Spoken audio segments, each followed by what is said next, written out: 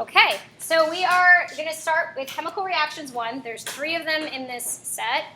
Your test will be sometime Thursday, Friday of next week, and you will have a quiz to practice kind of after we finish them. You're going to get a long set of chemical reactions to solve, and then your test will be very similar to that. So these first 2 topics you already know. I'm going to just blow through those slides just to remind you. We'll discuss it, and then we're going to just get to precipitation reactions today, and that's what your homework's going to be based on, and then we'll start those on Monday. So solutions are homogeneous mixtures. That means you can't see the parts. But typically when we think of the words solvent and solute, you think of solids and liquids, right? And then one of them does the dissolving. We usually say the solvent does the dissolving, the solute is the solid. But what happens when you have 2 liquids? So you have a liquid and a liquid mixture, or you have a gas and a gas mixture. How do you determine which one's the solute and the solvent? So that's what this is giving you the description of. So go ahead and read that.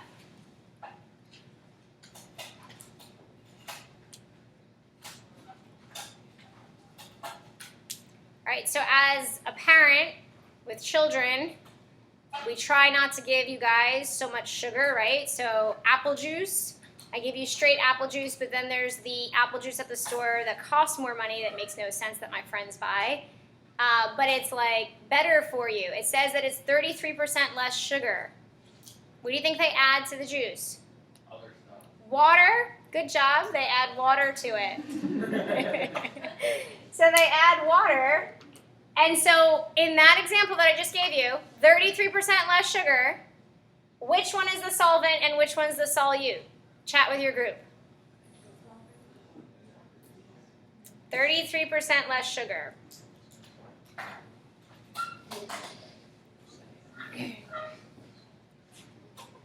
All right, back boys. What do you think? Which one's the solvent, back boys? They're both liquids, right? Come on, come on. Is the solvent. Good boy. Yep. The juice is the solvent, right? And the water ends up being the solute because you have less of the water going in, right? If we reversed it, the kids wouldn't drink it, would they? They'd be like, oh, this tastes like water with a little bit of juice, right? So obviously they're charging you more, but they actually put less juice in it. They just put more water in it. You could just take your jug of apple juice and put water in it, and now you've essentially made 33% less sugar. I laugh when I see that in my friends' refrigerators. So an aqueous solution just means that there's water as the solvent. So keywords that you have to recognize, because we're going to get to solubility rules, and I told you that you have to just know group 1A is soluble in nitrates, right? But the cues that they give you in a sentence, they're giving you information so that you know what is soluble if it's not part of your solubility rules. So if something isn't one of your solubility rules, you're going to look for the words aqueous and solutions. If it tells you that, then you know it's soluble, right? That's key, because it might not be part of the solubility rules, but if it says an aqueous solution of blah, blah, blah is mixed with an aqueous solution, then you know that those are both AQ. Agreed? Okay. All right, electrolytic solutions. Essentially, things that produce or conduct electricity. So ionic compounds do this if they're aqueous and they dissolve in water. They will definitely produce ions, and then you'll get an electrolytic solution. There are some basic examples that they could give you on an exam is just which one conducts more electricity or better, which one's a better conductor of electricity.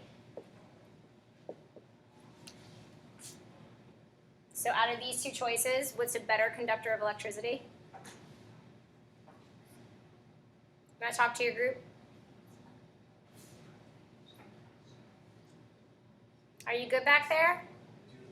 Yes? Should I put the solvent before I put the paper, or should I put the solvent in the paper? Okay, so which is a better conductor? Eddie? Na2CO3. Correct. Why? Because it's both Na2 and CO3. They're both ions. They all are ions, actually. This is ions, ions, and that's ions, and this will produce ions, but what did I just do to show you why it's better? How many ions does sodium carbonate produce? Sodium carbonate total produces how many ions? 3 ions, right? There's 2 here and 1 here. You have 3 ions here, and then you have 2 ions here. So you're going to end up having better conductivity with something that has more ions, which is what this is saying to you. It must contain ions. The more ions the solution contains, the better able it is to conduct electricity.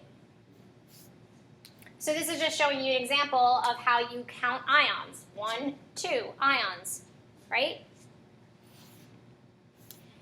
This is an example which we've seen many times. I've asked you to draw this one. It is very important. They do put this on the exam. It's showing you that a smaller positively charged ion can hold more water molecules around it.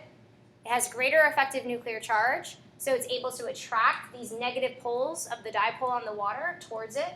Larger chloride, it has weaker effective nuclear charge. It does still pull the positive polar ends of the water molecule towards the negative chloride, right? We know that.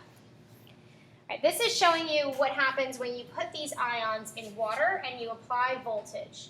So we have a positive end, we have a negative end, and we're putting in 2 cations, and I want to know which one is going to reach my negative end first. So which one will get to this side faster? So it's related to this slide.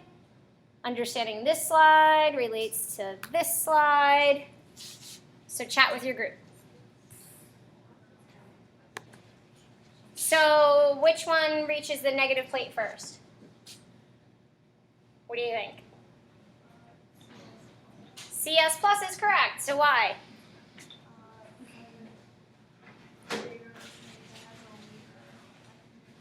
So weaker effective nuclear charge.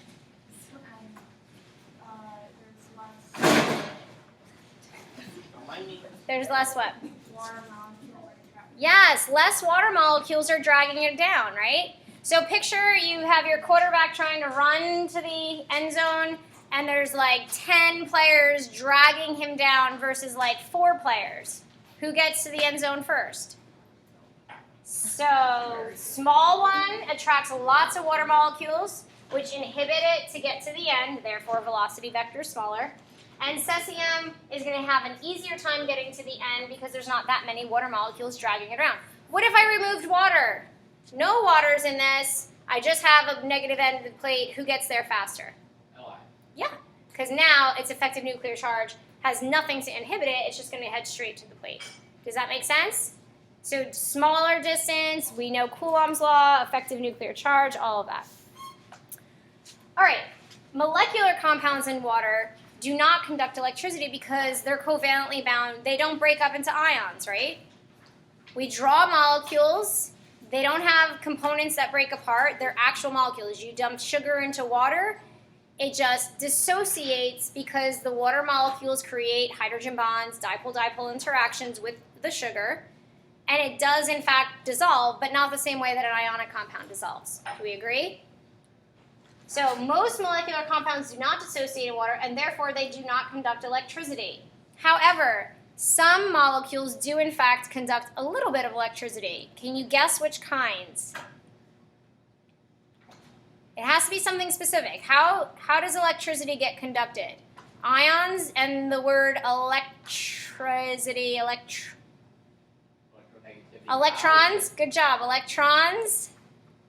So what kind of molecules, I'm talking about the ones that we draw, right? Lewis structure molecules, which ones have electrons that are free to move?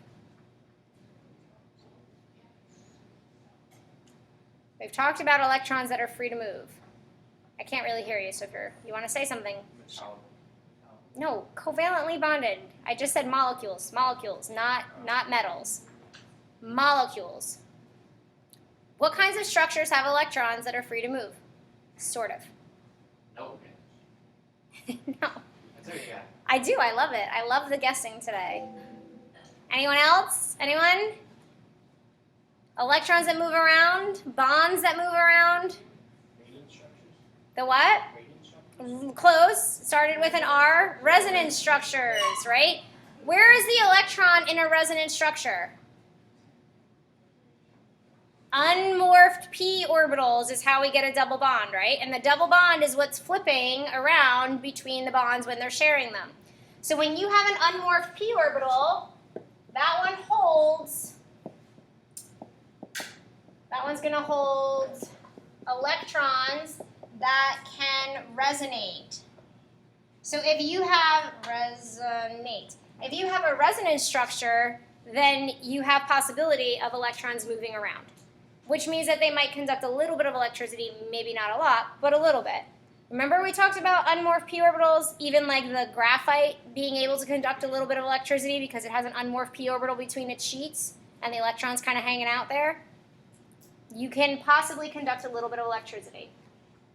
All right, weak electrolytes are basically weak dissociation. It doesn't completely break apart into its individual ions. When you see a reversible arrow, that's indicating to you that this doesn't go to completion. Doesn't go to completion. So I don't know what this is. Maybe it goes 3% of the way. So we're going to produce 3% of these ions, and most of it's going to stay as the molecule itself. Whereas if you see a one-way arrow, that means complete dissociation, and it's about 100%, we're going to say roughly. So you would get lots of ions here, but even though it looks like you get lots of ions, you in fact don't. You get far less. So this is a weak electrolyte. This is a strong electrolyte. Good.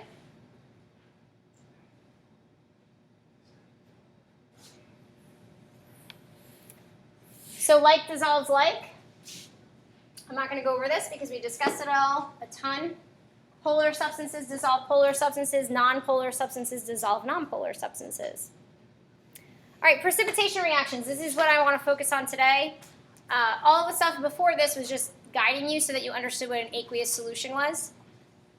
Precipitation reactions and all the reactions that we're going to do are very easy for this exam if you keep track of them. So I'm going to start writing big note cards, and I'm going to tape them all to the front of my table here so that you can just sort of stare at them throughout the lectures. So every time I add on a new reaction, we're going to keep them organized so that you can figure out what they are.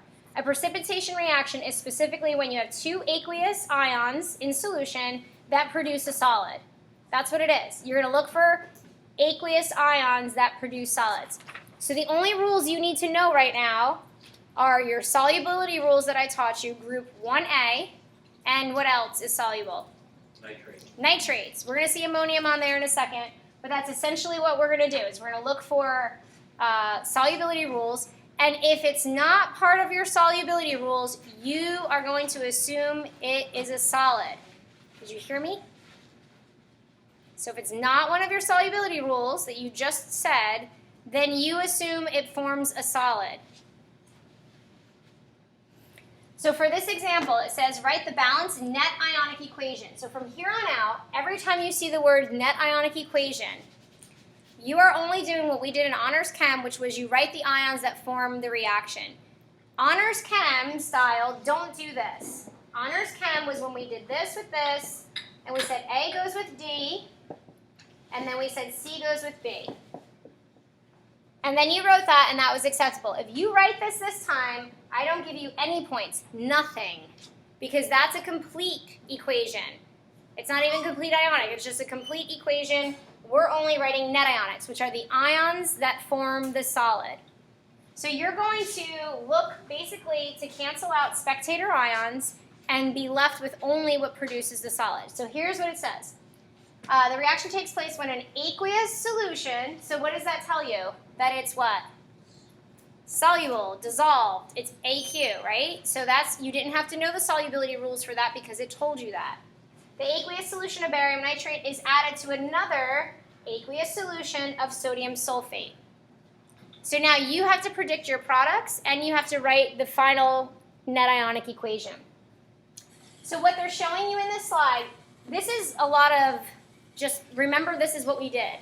But I'm not going to have you do this. After this, you're going to not do this anymore. So you're just going to pay attention to what the slides are showing you. If it says AQ, that means you break apart into the ions, right? So you break these apart into their individual ions. I know these charges from the periodic table. or I've memorized my polyatomic ions. So it's Ba plus 2, NO3 minus.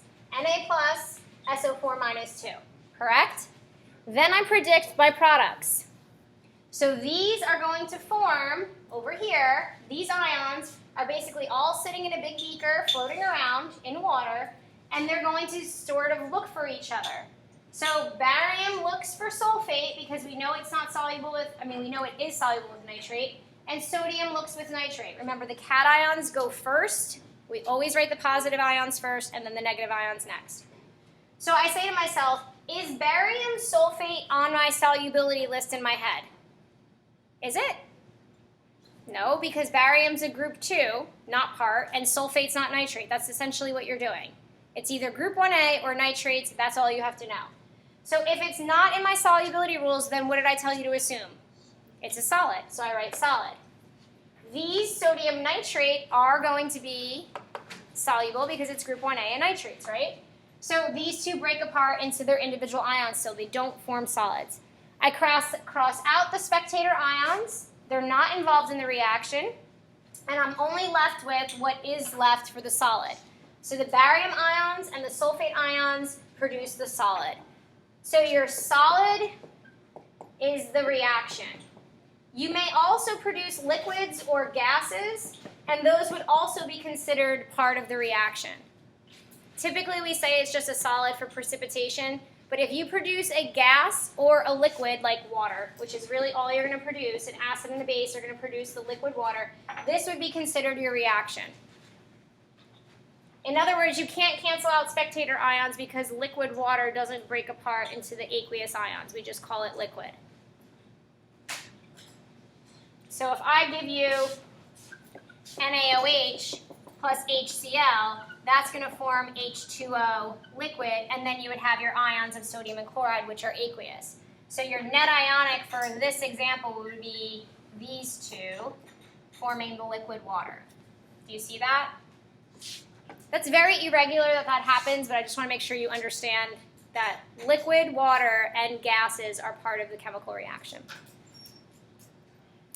So what I don't want you to do is everything that you just saw on the slides. I want you to be able to look at a reaction and predict what's going to happen without writing everything out.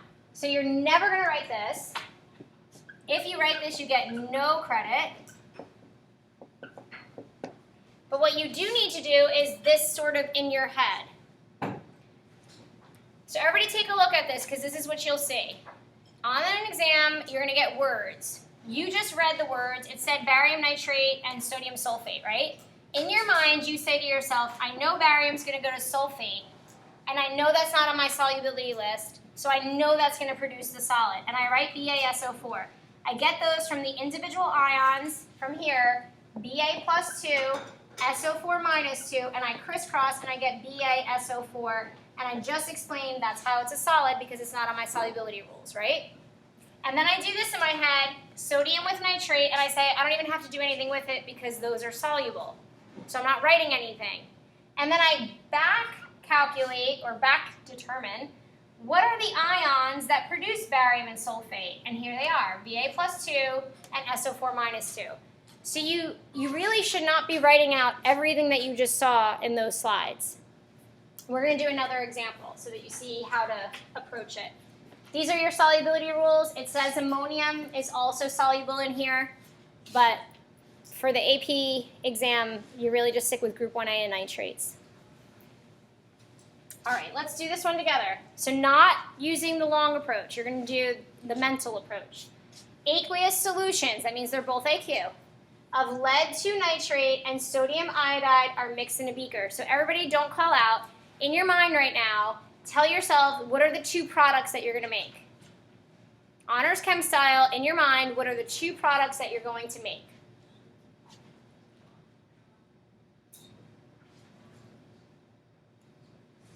All right, who is lead going to go with?